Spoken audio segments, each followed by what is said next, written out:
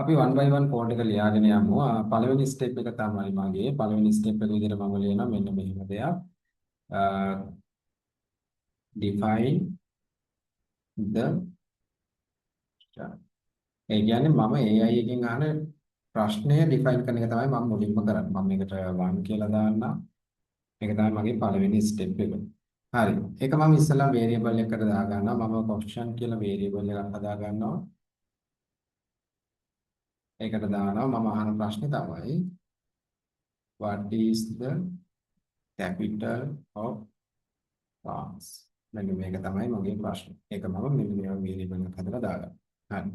එහෙනම් පළවෙනි ස්ටෙප් එක හරි. දෙවෙනි ස්ටෙප් එක තමයි දෙවෙනිට මට කරන්න ඕනේ මෙන්න මේ ප්‍රශ්නේ මම AI එකට දැම්මම ආකාරي AI එකකින් මේ ප්‍රශ්නේ අහුවට පස්සේ AI එකෙන් එන රෙස්පොන්ස් එක මම මගේ කෝඩ් එකට ගන්න ඕනේ. ඒක මම මෙහෙම දානවා කමෙන්ට් එකකට get response from the AI. AI එකෙන් රෙස්පොන්ස් එක මම මගේ කෝඩ් එකට ගන්න ඕනේ. හරි. මම මේකට රෙස්පොන්ස් කියලා ඔබ්ජෙක්ට් එකක් හදනවා මුලින්ම. රෙස්පොන්ස් කියලා ඔබ්ජෙක්ට් එකක් හදනවා. මෙන්න මේකට මට යූස් කරන්න වෙනවා. අපි අර ප්‍රොජෙක්ට් එක ක්‍රියේට් කරනකොට අපි ඔලාමා ඉන්ස්ටෝල් කරන්නේ අපේ ප්‍රොජෙක්ට් එකට අන්නේ ඔලාමාත් එක්ක තියෙන ඔලාමා කියලා ක්ලාස් එකක්. මට ඒ ක්ලාස් එක ඉම්පෝට් කරගන්න වෙනවා.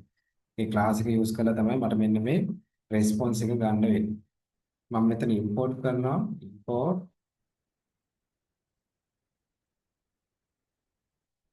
ඔලාමා. මෙන්න මේක මම ඉම්පෝට් කරනවා. මොකද මේක ඉම්පෝට් කරන්න හේතුව තමයි මෙන්න මේ ඔලාමා ක්ලාස් එක තුල තමයි මට රෙස්පොන්ස් එක ගන්න පුළුවන් වෙන්නේ. මේ බලන්න මම රෙස්පොන්ස් එක ගන්න විදිහ මම olama.chat කියලා දෙනවා මෙතනට එක.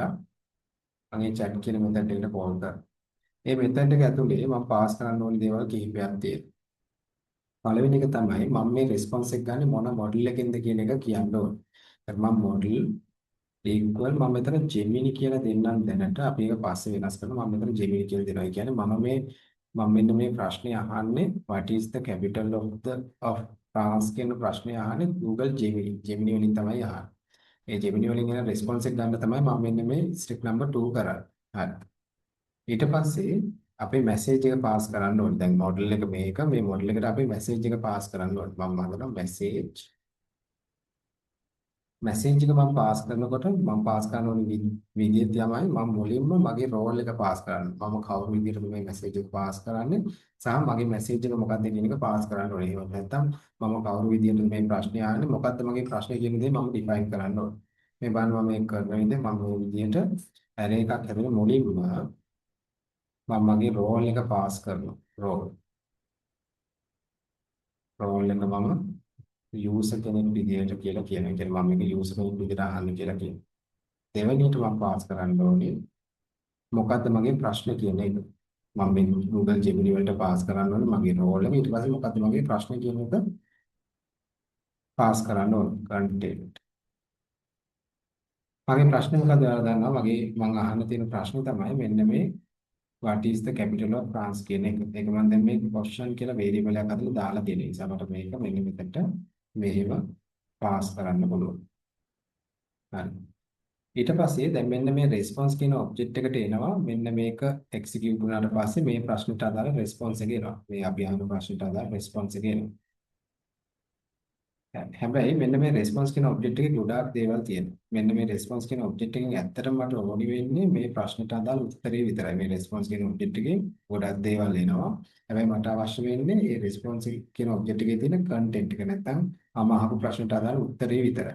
ඒ නිසා මෙන්න මේ response කියන object එකෙන් මට සිද්ධ වෙනවා content එක නැත්නම් මට අවශ්‍ය දේ විතරක් extract කරගන්න ඕනි වෙනවා. ඒ නිසා මම මේක පහලින් අවශ්‍ය දේ විතරක් extract කරගන්නවා මෙන්න මේ විදිහට. response කියන object එකේ මම extract කරගන්නවා content එක. content එක extract කරගන්න. මොකද මට ඒක විතරයි ඕනේ. මට response කියන object එකේ තියෙන හැමදේම අවශ්‍ය වෙන්නේ. එන answer එක විතරක් මම extract කරගෙන මම මොකද කරන්නේ මම ඒකත් අර කලින් වගේම variable එකට දා ගන්නවා actual answer කියලා. මොකද මේකනේ actual answer එක. ඒ කියන්නේ AI වෙන ඇත්තම answer එක තමයි මේ තියෙන්නේ. අපි response කියලා object එකකට දාගත්ත AI කියන ඇත්තම answer එක. ඒ object එකෙන් මම content එක විතරක් extract කරගත්තා. මොකද මේ content එකේ තමයි මට අවශ්‍ය answer එක තියෙන්නේ. හරි.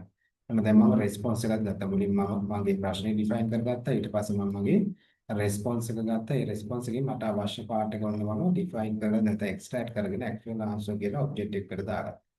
ඔන්න අපි